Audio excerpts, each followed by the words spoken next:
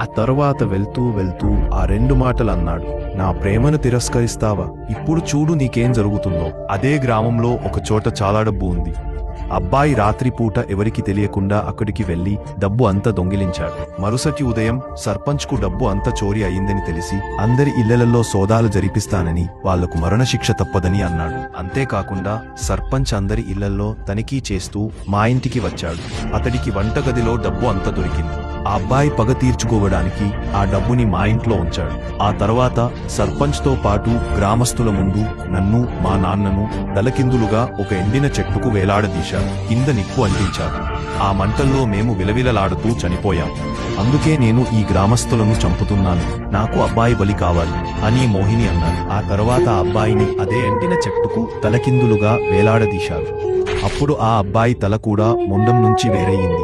అబ్బాయి బలి దొరకగానే మోహిని ఆత్మ ఎప్పటికీ అక్కడి నుంచి